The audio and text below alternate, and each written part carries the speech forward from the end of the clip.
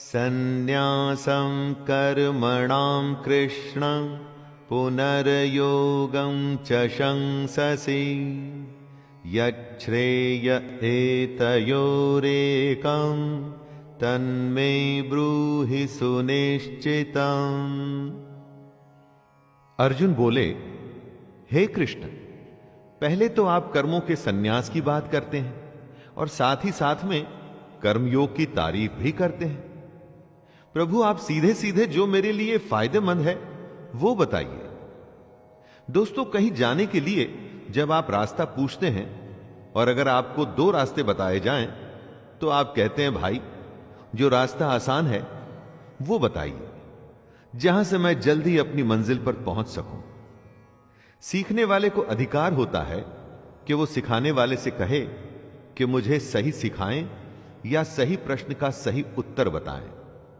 हम भी अर्जुन की तरह हमेशा ऐसी ही हालत में होते हैं दोस्तों, जहां हमें सही जवाब नहीं पता होता, और अर्जुन की तरह हमें भी जवाब पाने से कभी पीछे नहीं हटना चाहिए।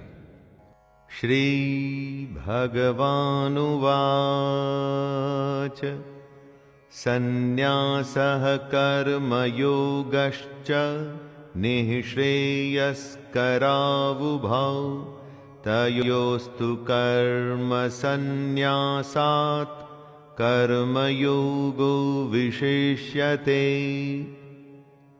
श्री भगवान कहते हैं, कर्म संन्यास और कर्म योग ये दोनों ही फायदा पहुंचाने वाले हैं, लेकिन इन दोनों में कर्म योग साधन आसान होने की वजह से बेहतर है। दोनों रास्ते मंजिल पर पहुंचाएंगे, लेकिन एक रास्ता मुश्किल है। इसमें जगह जगह पर नदियां, नाले, पहाड़ और खाइयां आएंगी, लेकिन दूसरा रास्ता इससे कहीं आसान है, और यह रास्ता है कर्म योग का। कर्म योग वो रास्ता है जो हम में से हर कोई हर समय कर सकता है। इसके लिए कोई खास बड़ी तैयारी नहीं करनी होती दोस्तों, बस अपनी रोजमर्रा की जिंदगी को निष्ठा और कर्तव्य के साथ जीना होता है।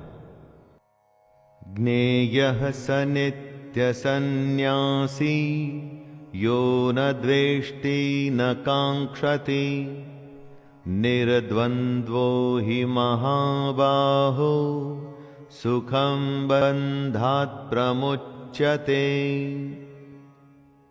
हे अर्जुन, जो पुरुष न किसी से जलन रखता है और ना ही किसी वस्तु को पाने की इच्छा रखता है, ऐसे कर्म योगी को सन्यासी समझना चाहिए, क्योंकि ऐसे लोग जो मोह और क्रोध से छूट जाते हैं, ऐसे लोग संसार के बंधन से मुक्त हो जाते हैं।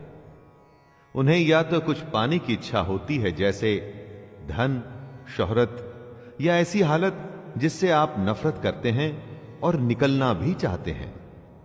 जब इस तरह के दुनिया के बंधन में फंसे होते हैं तो और कुछ नहीं कर पाते, बस फंसते ही चले जाते हैं। लेकिन जैसा कृष्ण कह रहे हैं, अगर आप दोनों को छोड़ सकें, ना ही इच्छा हो और ना ही किसी के लिए नफरत, तो आप ऐसे कर्म योगी हैं जिसको सच्चा सन्यासी माना जाएगा।